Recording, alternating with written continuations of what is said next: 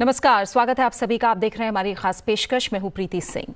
आज हम बात करेंगे WHO की हाल ही में जारी हुई मेंटल हेल्थ रिपोर्ट की, जिसने पूरी दुनिया के लिए कई गंभीर संकेत दिए हैं। रिपोर्ट बताती है कि दुनिया भर में 1 अरब से ज्यादा लोग किसी न किसी मानसिक स्वास्थ्य चुनौती से जूझ रहे हैं, यानी लगभग हर 8वां इंसान इससे जूझ रहा है। इतना ही नहीं, WHO का कहना है कि ज्यादातर देशों में मानसिक स्वास्थ्य पर सरकारों का खर्च स्वास्थ्य बजट का औसतन सिर्फ 2% है। भारत के संदर्भ में तस्वीर चिंताजनक दिख रही है। National institute of mental health and neuro sciences NIMHANS के राष्ट्रीय सर्वे के मुताबिक भी हमारे देश में हर 10 में से 1 व्यक्ति मानसिक स्वास्थ्य की समस्या से कहीं ना कहीं प्रभावित है।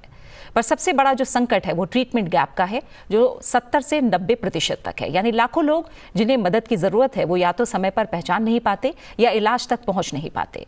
WHO रिपोर्ट ये भी कहती है कि अगर समय रहते मानसिक स्वास्थ्य को प्राथमिकता ना दी गई तो ये सिर्फ एक मेडिकल क्राइसिस ही नहीं रहेगा, बल्कि ये हमारी अर्थव्यवस्था, हमारे युवाओं की उत्पादकता और हमारे समाज की सामाजिक संरचना तीनों पर गहरा असर डालेगा। मानसिक स्वास्थ्य की समस्या अब सिर्फ हॉस्पिटल वार्ड्स तक सीमित नहीं है, ये हमारे घरों, स्कूलों, दफ्तरों, रोजमर्रा की जिंदगी तक पहुंच चुकी है। और हम सब ने देखा भी कि कोविड-19 महामारी के बाद चिंता, अवसाद, अकेलापन और आत्महत्या जैसे मामले और भी बढ़े। इसलिए आज संसद टीवी पर हम इस मुद्दे को बारीकी से समझने की कोशिश करेंगे।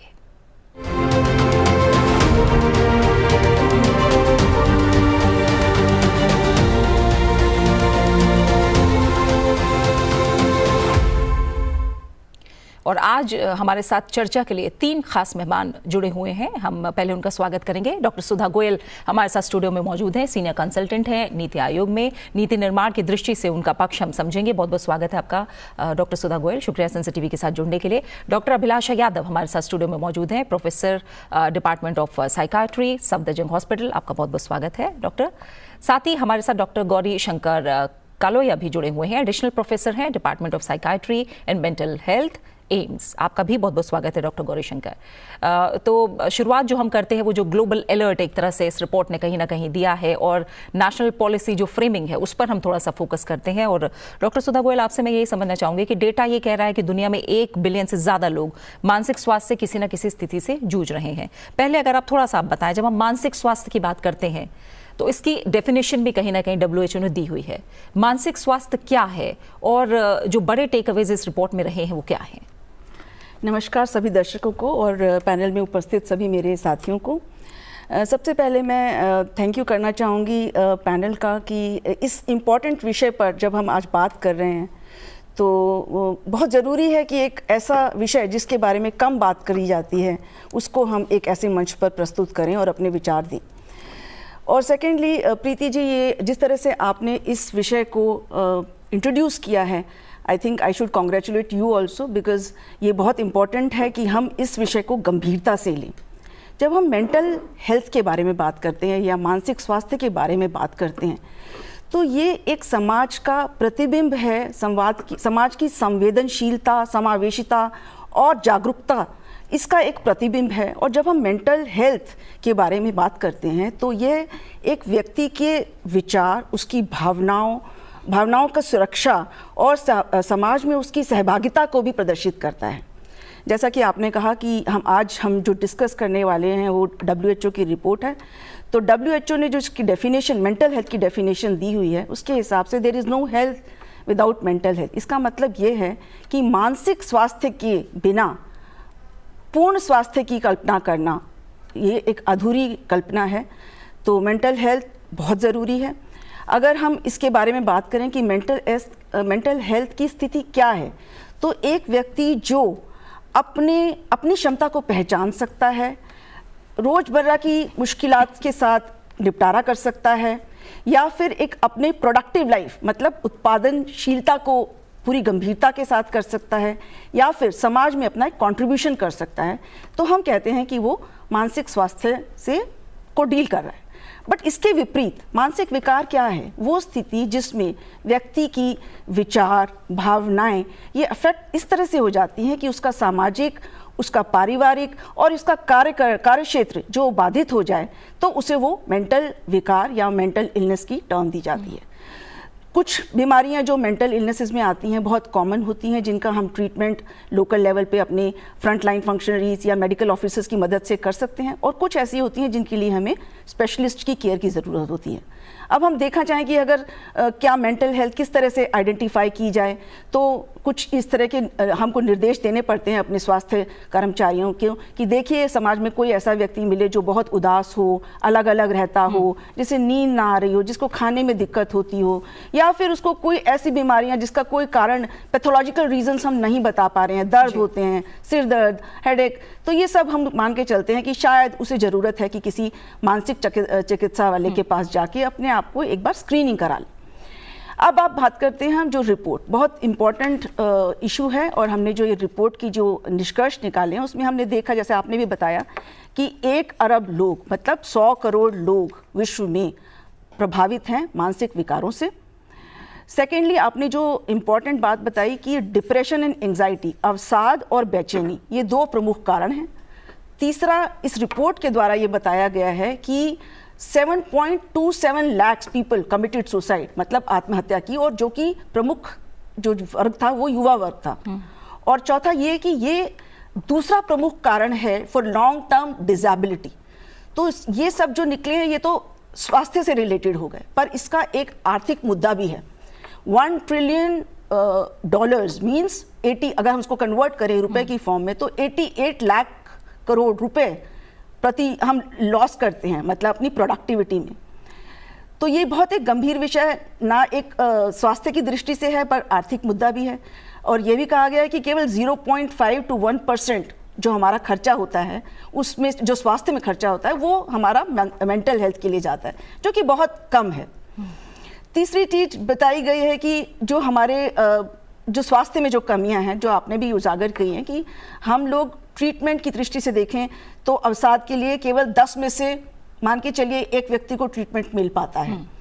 अगर हम इसको मेंटल हेल्थ की जो हमारे आप नेशनल मेंटल हेल्थ सर्वे के डाटा को इंडिया की फॉर्म में कन्वर्ट करें, तो आपने बिल्कुल सही कहा, 150 million people in India they are suffering from mental illnesses for which they require some intervention. उन्हें कुछ जरूरत है मदद की। उसमें से भी 1.2 करोड़ ऐसे लोग हैं जिनको सीरियस इलनेसेस हैं मेंटल इलनेसेस के लिए, और उनके लिए मतलब स्पेशलाइज्ड सर्विसेज की जरूरत है। ठीक है। तो जो विषय है वो बहुत गंभीर है। अब हम बात करते हैं कि आप जैसे नीति, कि हमें इमीडिएटली इस जो हमारी रिपोर्ट आई है उसके, बिल्कुल आपने बहुत ज़रूरी बात उठाई है, नीति, पॉलिसीज़ वो किस तरह से बदल रही हैं, क्योंकि हमने देखा है कि पिछले कुछ सालों में जितना फोकस मेंटल हेल्थ पर रहा है उतना कभी भी इतिहास में नहीं रहा है। तो किस तरह से पॉलिसीज़ बदली हैं, क्या और किए जाने की ज़रूरत है, इस पर हम आगे आपसे बातचीत करेंगे। डॉक्टर अभिलाषा यादव, अब आपका मैं प्रतिक्रिया, पहली जो रिपोर्ट आई है उसने चौंकाया है, या कहीं ना कहीं ये बात जो है वो हमें समय के साथ पता लग रही है कि मानसिक स्थिति सिर्फ भारत ही नहीं बल्कि दुनिया में एक गंभीर चिंता का विषय बनी हुई है। बड़े कारण क्या हैं इसके पीछे? देखिए, जो WHO की रिपोर्ट 2020 में आई थी, कोविड-19 की वजह से एंजाइटी एंड डिप्रेसिव डिसऑर्डर्स में, एंजाइटी डिसऑर्डर में लगभग 26% की बढ़ोतरी हुई थी एंड डिप्रेसिव डिसऑर्डर्स में 28% की। तो इसके 2 कारण हैं। एक तो अवेयरनेस कहीं ना कहीं बढ़ रही है, जागरूकता जो वैश्विक स्तर पर भी बढ़ रही है, लोग आगे आ रहे हैं, इलाज करा रहे हैं, तो आंकड़ों में निश्चित तौर पर वृद्धि होनी स्वाभाविक है। और जो ज़िंदगी की भागम भाग लगी हुई है लोगों में, स्पेशली रूरल और अर्बन में जो डिफरेंस है प्रिवलेंस में, वो डेफिनेटली है। अर्बन एरिया में ये जो कॉमन मेंटल डिसऑर्डर्स हैं, एंजाइटी एंड डिप्रेशन, इनका प्रतिशत डेफिनेटली ज़्यादा है रूरल के मुकाबले। उसके कारण सीधे सीधे हमें समझ में आते हैं कि जब इंसान अपने गांव से शहरों की तरफ पलायन करता है रोज़गार की तलाश में, तो वहाँ उसको कई स्तर पर लड़ना होता है, आर्थिक स्तर पर, और मतलब कई तरह का कॉम्पिटिशन्स है। रोज़गार इतना आसानी से नहीं मिल रहा है, मिल भी रहा है तो क्या वो इतना सफिशेंट है कि वो अपने परिवार का जीवन यापन आराम से कर पाए। तो हर दिन उसके लिए एक तनाव वाली बात है, जो डेफिनेटली मतलब एरिया स्पेसिफिक तो है, यानी अर्बन एरियाज़ में ज़्यादा है। देखिए, सबसे बड़ा जो कारण है मानसिक बीमारियों को बढ़ाए रखने के लिए, वो है स्टिग्मा। स्टिग्मा मतलब लोगों को लगता है कि मानसिक बीमारियां शारीरिक बीमारियों से अलग हैं, और मानसिक बीमारियां होना कोई शर्म की बात है। मतलब उन्हें अगर हम बता देंगे लोगों को, या हम साइकियाट्रिस्ट के पास या किसी भी मेंटल हेल्थ प्रोफेशनल के पास चले जाएंगे, तो शायद हमारी इज्जत में कुछ कमी आ जाएगी, हमारी शान में कुछ कमी आ जाएगी, या लोग क्या कहेंगे कि ये साइकियाट्रिस्ट के पास गया है। तो स्टिग्मा एक सबसे बड़ा कारण है कि लोग आगे नहीं आ रहे हैं। प्रॉब्लम तो है, प्रॉब्लम डेफिनेटली है, बट चूँकि जैसे कि अभी मैडम ने भी कहा कि जो नेशनल मेंटल हेल्थ सर्वे 2015-16 का था, उसमें ये उसके रिजल्ट से बताते हैं कि 70 to 92% ट्रीटमेंट गैप है। मतलब लगभग 70 से 92% जो लोग हैं वो मानसिक बीमारी से ग्रसित होने के बावजूद भी इलाज के लिए आगे नहीं आ रहे हैं। तो ये एक बहुत बड़ा गैप है। तो इसका मेन कारण है स्टिग्मा। बाकी फिर अवेयरनेस नहीं है, उतना लोगों को पता नहीं है कि भाई किसके पास जाना है, कहाँ जाना है, और फैसिलिटीज़। तो बात यही हो रही है कि अभी जो डेटा रिलीज़ हुआ है, जो हमारे इंडियन जर्नल ऑफ साइकियाट्री में भी जो रिपोर्ट पब्लिश हुई थी, तो उसमें पर 100,000 और 1 लाख पॉपुलेशन में जो 3 साइकियाट्रिस्ट होने चाहिए एज पर WHO रिकमेंडेशन, वो सिर्फ 0.75 हैं। तो मेंटल हेल्थ प्रोफेशनल्स डेफिनेटली उतने नहीं हैं कि पूरे हिंदुस्तान की आबादी की मानसिक स्वास्थ्य को वो देख पाएँ। बिल्कुल। तो उसके लिए गवर्नमेंट ने समय समय पर कई सारे राष्ट्रीय प्रोग्राम लॉन्च किए हैं जी। उनमें से एक नेशनल मेंटल हेल्थ प्रोग्राम है, NMHP। उसके बारे में भी हम बात करेंगे आगे। हाँ। तो आपने बताया कि बड़े कारण क्या हैं, और डॉक्टर गौरी शंकर, जाहिर तौर पर जब WHO ने रिपोर्ट दी तो कहा कि दुनिया भर के जो देश हैं वो ज़्यादा से ज़्यादा 2% तक खर्च कर रहे हैं मेंटल हेल्थ पर। हमने अपने देश में देखा, जैसे मैंने भी कहा भी, कि पिछले कुछ सालों में बहुत सारे कदम हैं जो उठाए गए हैं। हेल्थ पर जो बजट है वो लगातार बढ़ रहा है। अब हमने देखा कि मेंटल हेल्थ सर्विसेज का आयुष्मान भारत में इंटीग्रेशन किया गया, लगातार इस पर फोकस भी किया जा रहा है। तो WHO की रिपोर्ट में कहा गया कि जो सरकारों की मीडियन स्पेंडिंग है मानसिक स्वास्थ्य पर, वो केवल 2% तक है। अब इस कम बजट को अगर हम क्लिनिकल स्तर पर देखें तो इसे आप कैसे देखते हैं? और साथ ही कम्युनिटी बेस्ड केयर की तरफ जो ट्रांजिशन है उसे काफ़ी धीमा बताया गया है। तो कैसे और क्या व्यवहारिक कदम है जो उठाए जा सकते हैं, या फिर इन कोशिशों को जो अभी फिलहाल की जा रही हैं उन्हें आप कैसे देखते हैं? ये बहुत अच्छा सवाल आपने किया। एक्चुअली अधिकतर अगर हम सरकारों की देखें, इवन जो हमारे विभिन्न राज्य हैं भारत के अंदर भी, तो जो स्वास्थ्य पे जो खर्च है वो कम है अपने आप में, और मानसिक स्वास्थ्य पे और भी कम हो जाता है वो खर्च, अगर हम दूसरे प्रोपोर्शन में देखें इन चीज़ों को। तो ये फंड एक अलग चीज़ है। दूसरी चीज़ जो है जिस पे मैं ज़्यादा फोकस करता हूँ जब भी मैं बात करता हूँ, तो मैन पावर डेवलपमेंट। हमारे पास, हमारे कंट्री में, हमारे देश में जो मानसिक स्वास्थ्य की सेवाएं प्रदान करने वाले जो लोग हैं, मनोचिकित्सक हैं, नैदानिक मनोवैज्ञानिक हैं, साइकियाट्रिक सोशल वर्कर हैं, साइकियाट्रिक नर्सेज हैं, ये बहुत कम नंबर में हैं। इनकी संख्या बहुत कम है। तो हमें इनकी संख्या को, जब तक हम इन पे बढ़ाने का काम नहीं करेंगे, इनकी ट्रेनिंग को, इनकी क्वालिटी ऑफ ट्रेनिंग को इम्प्रूव करने की कोशिश नहीं करेंगे, तब तक मुश्किल होगी। दूसरी चीज़ है कि हमें कम्युनिटी लेवल पे बहुत सारे मेंटल हेल्थ प्रोफेशनल्स की ज़रूरत है। तो कम्युनिटी लेवल पे मेंटल हेल्थ प्रोफेशनल्स को तैयार करना भी एक बहुत बड़ी जिम्मेदारी है, जिसमें बहुत ज़्यादा एक्सपर्टाइज की ज़रूरत नहीं होती, बहुत ज़्यादा इंटेंसिव ट्रेनिंग की ज़रूरत नहीं होती। हम उन्हें कुछ बेसिक चीज़ें सिखा के भी, जैसे फॉर एग्जांपल आप कह सकते हैं कि उन्हें सुनने की स्किल सिखाएं, हम सुनने की कुशलता सिखाएं कि कैसे सुना जाता है। जब कोई परेशान इंसान है, बात कर रहा है, तो आपको कैसे सुनना है, ये भी काफ़ी हद तक काम करता है। तो अगर ये, और फिर उनमें रोगों के लक्षण कैसे पहचाने जा सकते हैं, किस तरह के मानसिक रोग के लक्षण हैं, अगर उन्हें डाउट भी है तो वो कैसे उसको रेफर करें, आगे कैसे उनको भेजें।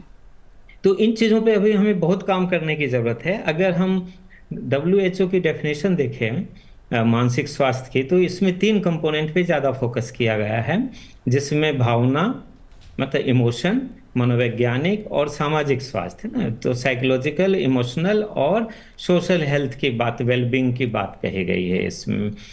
तो हमारा फोकस इन तीनों ही चीज़ों पे होना चाहिए, और हमें इस फील्ड में कम्युनिटी लेवल पे ऐसे वर्कफोर्स तैयार करने हैं जो इन चीज़ों वो समझ सके लोगों में कि किसे इमोशनल प्रॉब्लम्स हो रहे हैं, किसे साइकोलॉजिकल प्रॉब्लम हो रही है, किसे साइको सोशल इशूज ज़्यादा डिस्टर्ब हैं, किसके, इन सारी चीज़ों की समझ, मतलब हमें ट्रेनिंग ऐसी देनी है कि वो इजीली समझ सके, आसानी से वो पता कर सके इन चीज़ों को। ठीक है, ठीक है।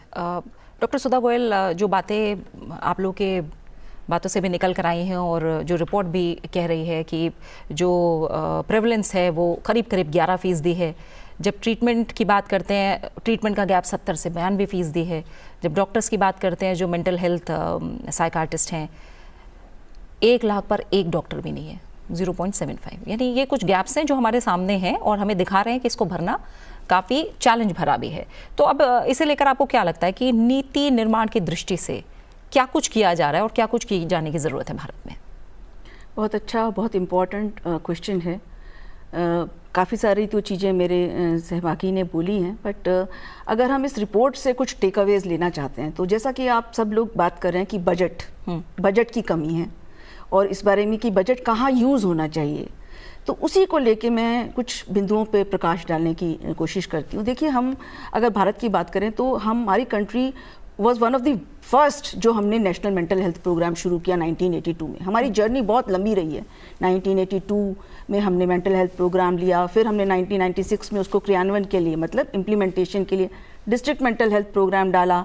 फिर हमने अपने आयुष्मान आरोग्य मंदिर, किशोर, राष्ट्रीय किशोर स्वास्थ्य कार्यक्रम, फिर हमारी नेशनल मेंटल हेल्थ पॉलिसी 2014 में आई और फिर हमारा national mental health care act भी आया 2017 में। काम बहुत हुआ। टेलीमानस जो हमारा 2022 का इनिशिएटिव है, बहुत अच्छी पहल है। बट हमारी जो मुश्किल है वो ये है कि जो हमारे नीतियाँ या हमारे जो प्रोग्राम्स हैं वो ज़मीनी स्तर पे नहीं पहुँच पा रहे हैं। तो जो हमारी नीति है और उसका ज़मीनी स्तर पे जो इम्प्लीमेंटेशन या क्रियान्वयन होना चाहिए वो नहीं हो पा रहा है। कारण बहुत सारे हैं जो कि मेरे सहपाठी ने बताए भी हैं। पर अगर हम सोचें कि अब हमें करना क्या है, तो हमें ये सोचना पड़ेगा कि 5 या 6 बिंदु उठा के हम काम करना शुरू करें। सबसे चीज़ पहली, बजट। आप मान के चलिए अगर आपका बजट लेस देन 2% है तो हमें बजट के लिए सोचना पड़ेगा, राज्यों को निर्धारित बजट आवंटित करना पड़ेगा। मतलब उनको ये निर्धारित बजट की ये मेंटल हेल्थ के लिए ही यूज़ होना चाहिए, मेंटल हेल्थ प्रोग्राम में यूज़ होना चाहिए, ये हमें निर्धारित करना पड़ेगा। और इसके लिए स्टेट्स जो हैं वो अपना एक एक्शन प्लान तैयार करें और नेशनल PIP में वो दिखाएं और उसके बेसिस पे उनको बजट मिले। सेकेंड चीज़ जो है कि हमारी सेवाएं, हमारा जो प्रोग्राम है वो बार बार कहता है कि जो हमारी मेंटल हेल्थ जो रिलेटेड प्रोग्राम्स हैं उसका इंटीग्रेशन होना चाहिए हमारे PHCs और प्राइमरी हेल्थ केयर लेवल से। तो ज़रूरी है कि सारे PHC और CHC पर मेंटल हेल्थ सेवाएं उपलब्ध हो। कुछ ऐसे PHC और CHC हैं जहाँ पे मेंटल हेल्थ अभी आज की दृष्टि में नहीं होती, जबकि हमारी सारी डिस्ट्रिक्ट्स जो हैं मान के मानिए 100% जो है वहाँ पर डिस्ट्रिक्ट मेंटल हेल्थ प्रोग्राम चल रहा है। पर PHC और CHC के लेवल पर शायद ये कमी हो सकती है कि हमारे मेंटल हेल्थ डॉक्टर्स जो हमारे जनरल ड्यूटी मेडिकल ऑफिसर्स हैं वो ट्रेनिंग उनकी इतनी नहीं हो पाई है कि वो PHC और CHC पे पूरा ट्रीटमेंट या इनिशियल ट्रीटमेंट शुरू कर सकें। तो ट्रेनिंग बहुत ज़रूरी है। तीसरा शायद जो हम कारण भूल रहे हैं कि ये जो हमारी मानसिक विकार हैं वो युवा और किशोरों में ज़्यादा हैं। तो स्कूल मेंटल हेल्थ प्रोग्राम जो है हमारा, उसको बहुत स्ट्रेंथन करने की ज़रूरत है। हमने 2020 में school health and wellness programme शुरू भी किया है और उस पर हमारे कुछ डायरेक्शंस भी गए हैं। बट ज़रूरी है कि हर स्कूल में एक काउंसलर हो, अभिभावकों को, पेरेंट्स को, टीचर्स को, सबको हम ट्रेन करें। और अब बेसिक जो बच्चों में कुछ लक्षण दिखाई दे रहे हैं तो उनको हम देखने के बाद उन्हें रेफर करके लिंक करें नियरेस्ट PHC और CHC के साथ। चौथी बात जो शायद आपने भी बोली है कि कम्युनिटी बेस्ड सर्विसेज जो हैं वो हमारी उतनी सुदृढ़ नहीं हो पाई हैं। तो हमें अपनी लोकल NGOs, PRIs वगैरह को शायद अवेयर करना पड़ेगा कि हमें जो ट्रीटमेंट है उसके लिए ज़रूरी नहीं है कि हम कम्युनिटी में की जला फैसिलिटी में सीधा जाएं। तो हमें कम्युनिटी बेस्ड जो इंटरवेंशन जो स्मॉल होती हैं वो हमें करनी पड़ेंगी। और उसके लिए क्या ज़रूरी है? उसके लिए ज़रूरी है कि हमारे जो फ्रंट लाइन फंक्शनरीज, जो हमारी आशा है, जो हमारी ANMs हैं, जो कि डोर टू डोर सर्वे करती हैं, उनको हम प्रशिक्षित करें कि वो घर घर जाके जानने की कोशिश करें कि घर में कोई व्यक्ति ऐसा तो नहीं है, स्पेशली बच्चे और माताएं, ये हम भूल रहे हैं कि महिलाओं में ये बीमारी ज़्यादा है, mental weakness illnesses are more in women as compare to man. तो हमें ये ज़रूरत है कि बात करने से ये पता करें कि कोई ऐसा तो नहीं है जिसको हम छोड़ रहे हैं और जिसको हमें रेफ़र करना चाहिए टू दी नियरेस्ट आयुष्मान आरोग्य मंदिर। ये हमारी ट्रेनिंग से रिलेटेड हो गया, कम्युनिटी बेस्ड सर्विसेज से रिलेटेड हो गया, बट सबसे इंपॉर्टेंट वो चीज़ है कि समाज में एक जागरूकता, संवेदनशीलता, सहभागिता ये विकसित करना बहुत ज़रूरी है। एक और पॉइंट ऐड करना चाहूँगी अगर आप परमिट करें, मॉनिटरिंग एंड इवैल्यूएशन। हमारे पास आज की डेट में एक सिस्टम नहीं है कि हम देख सकें कि हम अपनी सेवाओं को कहाँ तक पहुँचा पा रहे हैं। तो एक नियंत्रण करने की जो हमारी एक प्रणाली है उसमें कहीं ना कहीं कमज़ोरी है और उसको हमें आगे बढ़ाने की ज़रूरत है। बिल्कुल। तो जो बातें डॉक्टर अभिलाषा, डॉक्टर सुधा गोयल ने भी बताई है, एक तो मॉनिटरिंग और एवैल्यूएशन को लेकर, अवेयरनेस को लेकर, क्योंकि बुखार होता है, खांसी जुकाम होता है, कोई और शारीरिक समस्या है तो तुरंत हम देखते हैं डॉक्टर के पास चलो, दूसरे ही दिन प्रॉब्लम है तो डॉक्टर के पास चलो। लेकिन अगर कोई मानसिक स्वास्थ्य से जूझ रहा है, पहले तो उसके जो सिम्टम्स हैं उनको पहचानना और फिर डॉक्टर के पास जाना, ये अभी भी बहुत बड़ा टैबू है, जैसा आपने बताया है। हालांकि लोग जागरूक हो रहे हैं लेकिन उस स्तर पर नहीं जितना प्रेवलेंस बढ़ रहा है। तो ऐसे में जो इमीडिएट स्टेप्स हैं वो क्या हो सकते हैं? आपने अर्बन और रूरल गैप की भी बात कही, अगर उसी में हम देखें तो करीब 14% अर्बन एरियाज़ में देखा गया है और करीब 7% के आसपास रूरल एरियाज़ में प्रेवलेंस है। तो इमीडिएट स्टेप्स आपकी नज़र में क्या हो सकते हैं? देखिए, इसको मैं NMHP प्रोग्राम से जोड़ते हुए इसका उत्तर देना चाहूँगी कि जैसा मैम ने कहा 1982 में NMHP लॉन्च हुआ था और 96 से DMHP मतलब NMHP के अंडर जो डिस्ट्रिक्ट मेंटल हेल्थ प्रोग्राम है उसकी स्टार्टिंग हुई 4 डिस्ट्रिक्ट से लेके फिर देन 25 और अभी जो करंट स्टेटस है वो है 767 डिस्ट्रिक्ट्स कवर हो चुके हैं। तो बात जो NMHP का जो मेन गोल था वो यही था कि प्राइमरी लेवल तक जो मेंटल हेल्थ सर्विसेज में पहुंचाई जाए और उनका इंटीग्रेशन, मेंटल हेल्थ सर्विसेज का इंटीग्रेशन प्राइमरी मतलब जनरल हेल्थ केयर के साथ किया जाए ताकि ये सुविधा वहाँ तक पहुँच पाए। तो उसी के तहत जो मतलब बहुत सारे, जैसे कि मैंने कहा डिस्ट्रिक्ट कवर हो चुके हैं, तो डिस्ट्रिक्ट्स में PSAs वगैरह भी कवर हुई हैं, तो वहाँ पे काफ़ी हद तक तो फैसिलिटीज़ पहुँच रही हैं। काउंसलिंग की फैसिलिटीज़ हैं, ट्रीटमेंट की फैसिलिटीज़ हैं और इवन डिस्ट्रिक्ट लेवल पे 10 बेड फॉर इंडोर पेशेंट्स भी अवेलेबल हैं।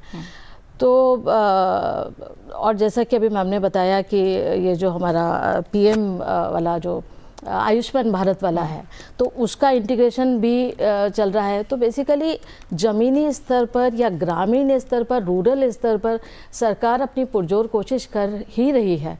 और ये जो DMHP NMHP प्रोग्राम है इसके अंतर्गत जो जनरल फिजिशियंस या प्रैक्टिशनर्स हैं उनकी ट्रेनिंग की जाती है कि वो एटलीस्ट कॉमन मेंटल डिसऑर्डर्स को पहचान सकें। कॉमन मेंटल डिसऑर्डर्स हम डिप्रेशन एंड एंजाइटी को बोलते हैं, ठीक है, और वही सबसे ज़्यादा प्रचलित हैं सीवियर मेंटल डिसऑर्डर्स के मुकाबले। तो वो एटलीस्ट कॉमन मेंटल डिसऑर्डर्स को, अगर वो सपोज डिप्रेशन माइल्ड लेवल का है तो वो वहीं पे काउंसलिंग से उसका इलाज हो सकता है। अगर वो मॉडरेट टू सीवियर लेवल का है तो काउंसलिंग प्लस वहाँ ट्रीटमेंट फैसिलिटी भी है, दवाइयाँ भी हैं, एंटी डिप्रेसेंट्स भी हैं, तो उनसे वो अपनी तरफ से कोशिश कर सकते हैं जो ट्रेंड पर्सनल हैं, और नहीं तो फिर वो रेफ़र कर सकते हैं। तो मेन पॉइंट ये है कि अगर आप वहाँ पे अगर माइल्ड फॉर्म में प्रॉब्लम है उसका इलाज वही कर सकते हैं, नहीं तो आप उसे पहचानें और उसे टाइमली रेफ़र करें। बिकॉज अगर डिप्रेशन लाइलाज रह जाता है तो एक बहुत बड़ी पॉसिबिलिटी है सुसाइडल मतलब पेशेंट को सुसाइड अटेम्प्ट करता है एंड कमिट करता है। ये बहुत और सुसाइड प्रिवेंशन को लेकर भी एक बड़ी स्ट्रैटेजी पे काम हो रहा है। डॉक्टर गौरीशंकर, जिस तरह से आपने बहुत फोकस किया कि वर्कफोर्स की कमी है, मेंटल हेल्थ प्रोफेशनल्स की कमी है, और जो बात दोनों मेहमान और भी उठा रहे हैं, क्या अवेयरनेस आम लोगों में होना तो ज़रूरी है, लेकिन क्या अवेयरनेस जो हमारे पास मौजूदा हेल्थ वर्कफोर्स है उसमें होना भी ज़रूरी है, ताकि अगर मान लीजिए कोई स्किन की समस्या लेकर आया है या कोई कैंसर की समस्या लेकर आया, क्योंकि हमने देखा है कि कोमॉर्बिडिटीज़ और किस तरह से एक बीमारी से स्ट्रेस और मेंटल हेल्थ धीरे धीरे बढ़ती जाती है, क्योंकि जब कोई व्यक्ति किसी बीमारी से जूझ रहा है तो उसकी स्ट्रेस लेता है और धीरे धीरे वो कहीं ना कहीं आगे जाकर मेंटल हेल्थ प्रॉब्लम का रूप ले सकती है। उनमें भी अवेयरनेस फैलाना क्या बहुत ज़्यादा ज़रूरी हो गया है, क्योंकि यही छोटे छोटे स्टेप्स होंगे जो कहीं ना कहीं आगे जाकर इतनी बड़ी प्रेवलेंस को कंट्रोल करने में मदद करेंगे। हाँ, एकदम सही कहा आपने। एक्चुअली अभी भी देखा गया, जो डॉक्टर अभिलाषा यादव ने स्टिग्मा पे बात कही, अभी भी ये स्टिग्मा मेडिकल प्रोफेशनल्स में भी है, पढ़े लिखे लोगों में भी है, मेंटल इलनेस को लेके। बाकी इलनेस को लेके इतना नहीं है जितना मेंटल इलनेस को लेके है। कई बार तो ये होता है, वो उन्हें पता भी चल जाता है, डॉक्टर्स को, जो अपने दूसरे डिपार्टमेंट के डॉक्टर एक्सपर्ट्स हैं, वो ट्रीट कर रहे हैं अपनी प्रॉब्लम को, फॉर एग्जांपल एंडो में है या फिर स्किन डर्मेटोलॉजी में है, लेकिन वो भेजते नहीं हैं, वो रेफर नहीं करते साइकियाट्री। वो पेशेंट को ऐसे बोलते, इतना मत सोचो, अपने आप को मजबूत करो, ये ठीक हो जाएगी, ये कोई प्रॉब्लम नहीं है, तुम ज्यादा सोचते हो, ज्यादा घबराते हो, इसकी जरूरत नहीं है तुम्हें, ठीक है। वो जबकि वो पूछते नहीं है, सुनते नहीं है कि क्या तुमने कोई कोशिश की इसको रोकने की, जो तुम लो फील करते हो, क्या तुमने मजबूती से इसका सामना किया और भगा पाए हो इसको। अगर वो सुन ले तो पेशेंट कहेंगे यस, हम ट्राई कर चुके हैं और हम फेल हो चुके हैं, हम नहीं कुछ कर पा रहे हैं। तो ये एक सबसे अच्छा तरीका हो सकता है कि आप बजाय उनको जस्ट एडवाइस देने के, आप उनकी सुन लो 2 मिनट, ठीक है। तो वो सुनेंगे कैसे, जब तक कि वो खुद सेंसिटाइज्ड नहीं होंगे। तो जो मेंटल हेल्थ प्रोफेशनल्स हैं और जो गवर्नमेंट है, उनका एक काम ये भी है कि जो दूसरे मेडिकल प्रोफेशनल, हेल्थ प्रोफेशनल्स हैं, उनको भी सेंसिटाइज किया जाए। फॉर एग्जांपल अभी गवर्नमेंट ने एक नया शुरू किया प्रोग्राम, नशा मुक्त भारत अभियान, ठीक है। अब लोगों में नशे के बारे में जागरूकता बढ़ रही है कि भाई नशा हार्मफुल है। जैसे पहले लोग सोचते थे कि एक पैक शराब नींद अच्छी दिला सकती है, लेकिन जब आप डॉक्टर एसके सरीन को सुनेंगे तो आपको पता चलेगा कि यस, वो नींद देगी, लेकिन आपको कई तरह की बीमारियां भी देगी साथ में। तो आपको नींद चाहिए ऐसी जो बीमारियों के साथ है, या अपनी लाइफ स्टाइल चेंज करें जिससे आपको अच्छी नींद आए। तो ये सारे बहुत क्रूशियल इश्यूज हैं, इसमें कोई दो राय नहीं है कि स्टिग्मा की वजह से बहुत सारे लोग अभी भी इस चीज पे बात नहीं करना चाहते, इलाज के लिए आगे नहीं आना चाहते। स्टिग्मा पे काम करने का एक सबसे अच्छा तरीका, आप जो कम्युनिटी लेवल पे जो वर्कर्स हैं, वर्कफोर्स है आपकी, या जो स्टेक होल्डर्स है, इलेक्टेड रिप्रेजेंटेटिव्स हैं आपके, फॉर एग्जांपल सरपंच हैं, आपके प्रीस्ट हैं टेम्पल में, मौलाना है मस्जिद में, चर्च में, तो इन सारों को भी आप सेंसिटाइज करके, और जो पढ़े लिखे लोग हैं उस कम्युनिटी में, उनको थोड़ी सी सेंसिटाइजेशन प्रोग्राम शुरू करके काफी एक्सेप्टेबिलिटी बढ़ा सकते हैं। बिल्कुल। तो यानी जो पॉलिसी लेवल पर चेंजेस हैं और हम देख रहे हैं मजबूत कदम आगे बढ़ रहे हैं, उनके साथ साथ अवेयरनेस और सेंसिटाइजेशन, ये दोनों बहुत अहम पहलू हैं जो साथ साथ चलना ज़रूरी है। फिलहाल चर्चा का जो समय है वो यहीं पूरा हो गया है। डॉक्टर सुधा गोयल आपका, डॉक्टर अभिलाषा यादव आपका, डॉक्टर गौरीशंकर आपका भी, आप तीनों मेहमानों का बहुत बहुत शुक्रिया मेरे साथ इस चर्चा में जुड़ने के लिए। तो साफ है आज की चर्चा से कि WHO की रिपोर्ट सिर्फ आंकड़ा और दस्तावेज नहीं है, बल्कि चेतावनी है। भारत जैसे युवा देश के लिए मानसिक स्वास्थ्य की अनदेखी सामाजिक और आर्थिक दोनों स्तरों पर बड़ा नुकसान दे सकती है। तो ज़रूरत है कि जो सरकार की पहल है, जैसे TeleMANAS, national mental health programme और मेंटल हेल्थ केयर एक्ट 2017, ये ज़मीन पर मजबूती से लागू हो, इनके लिए लगातार कोशिश हो रही है, जिन्हें और तेज़ करने की ज़रूरत है। साथ ही समाज में जागरूकता ज़्यादा से ज़्यादा बढ़े और कलंक टूटे। और हमने जाहिर तौर पर आज कोशिश की है जो मानसिक स्वास्थ्य को लेकर नज़रिया है उसे हर तरह से समझने की, नीति से लेकर क्लिनिकल और कम्युनिटी स्तर तक। और आखिर में हम यही कहेंगे कि स्वस्थ भारत तभी बनेगा जब मानसिक स्वास्थ्य को राष्ट्रीय प्राथमिकता बनाया जाए और हम में से हर कोई इसे अपनी प्राथमिकता बनाए। इसी के साथ इस चर्चा में फिलहाल इतना ही। आप बने रहिए सेंसिटिव टीवी के साथ। नमस्कार।